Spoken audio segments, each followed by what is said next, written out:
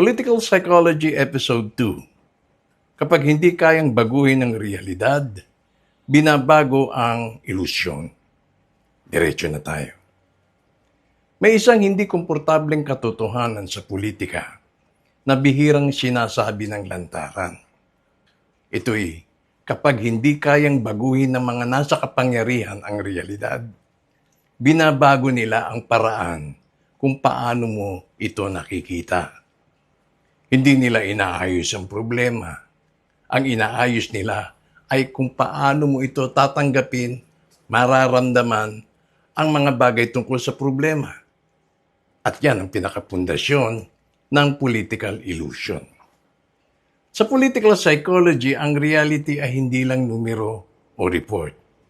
Ang reality ay kung sapat ba ang kinikita mo, kung ligtas ka bang lumabas ng bahay, kung may pag-asa ka bang umasenso, kung ramdam mo ba ang mga ginagawa nila na may direksyon tungo sa ikauunlad ng bansa.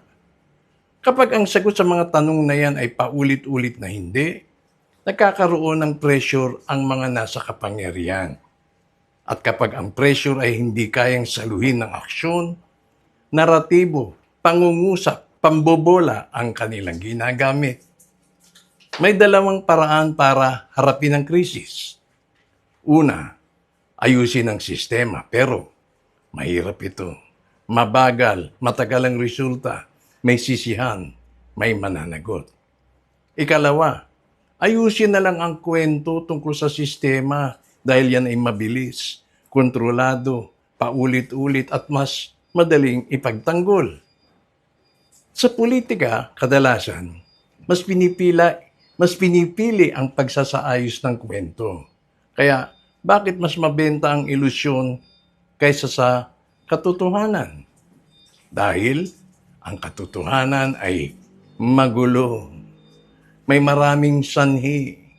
Walang simpleng kontrabida. Walang simpleng solusyon. Pero ang ilusyon ay may malinaw na bida. May malinaw na kalaban. May malinaw na pangako. Ang ilusyon ay parang pelikula lamang. Ang realidad ay parang isang documentary film. At para sa pagod na isip, mas madaling panuorin ang pelikula. Ilatag natin ang tatlong teknik ng political illusion. Una, ang framing o ang pagpapalit ng wika nang sa ganoon ay magbago rin ang diwa. Hindi nila binabago ang pangyayari, kundi binabago nila ang mga termino at kung paano nila tinatawag ang mga salita. Imbes halimbawa kay kabiguan, tinatawag nila itong transition period. Imbes na pang-aabuso, tinatawag nila itong isolated case. Imbes na kapalpakan, tatawagin nila itong taktika na ginagamit ng kalaban.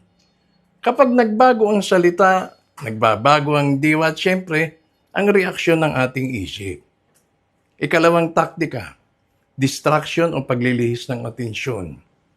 Habang may lumalalang problema, may ipapasok na kaaway. May personality drama. May bagong away, bagong issue na lumalantad. Hindi para solusyonan, kundi para ubusin ang emosyon mo sa ibang direksyon. Ang palaging pag-activate ng galit at takot ay nagdudulot ng emotional fatigue na nagpapahina sa kakayahan ng utak na mag-analisa. At kapag pagod ka na, mas madali kang mapasunod. Ikatlong taktika, repetition. Paulit-ulit na mensahe. Kasinungaling ang inuulit-ulit, nagiging totoo sa ating isip.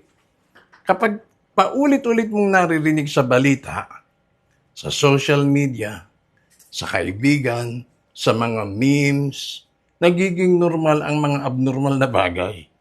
Hindi dahil may napatunayan, kundi dahil nasanay ka na. Sa psychology, ito ang tinatawag na mere exposure effect. Tanong, Bakit gumagana ito kahit sa matalino? Isang bagay ang dapat nating linawin. Hindi ka nagiging biktima ng ilusyon dahil kulang ka sa talino. Nagiging biktima ka dahil ikaw ay tao. Ang utak ng tao ay naghahanap ng kasiguruhan. Naghahanap ng paliwanag, kasagutan. Ito'y umiiwas sa stress at gustong maniwala na may kontrol ang leader.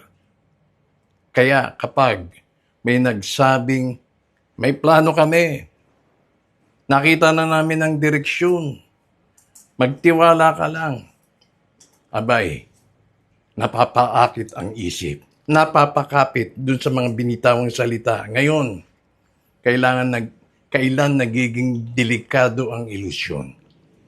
Nagiging delikado ang ilusyon kapag ang nagdududa ay tinatawag na kalaban. Kapag ang nagtatanong ay tinatawag na bastos, ang humihingi ng ebidensya ay tinatawag na kontra. Kumbaga yung ad hominem approach. Sinisiraan yung mga makatuwirang katanungan. At sa puntong ito, ang ilusyon ay nagiging depensa ng mga nasa kapangyarihan. At ang katotohanan, nagiging banta. Ano naman ang pinakamalalim na epekto nito? Kapag matagal kang nabuhay sa ilusyon, bumababa ang ating standards. Mas nagiging madaling tanggapin ang mga bagay na dati itinuturing nating mali. At napapalitan ang pagsusuri ng loyalty. Kaya hindi mo na tinatanong, gumagana ba? Ang tanong na lang lagi ay, kanino ka? Kanino ka panig? Kaya tandaan, hindi lahat ng nagbibigay ginhawa ay totoo. Hindi lahat ng nagbibigay ng lakas ng loob ay solusyon. Minsan, ang pinaka-epektibong anyo ng kontrol ay hindi dahas, kundi ilusyon. At ang unang hakbang para makawala ay simple. Huwag ka lang makinig sa mga sabi-sabi. Tanungin mo, kung ano ang hindi inaayos base sa realidad.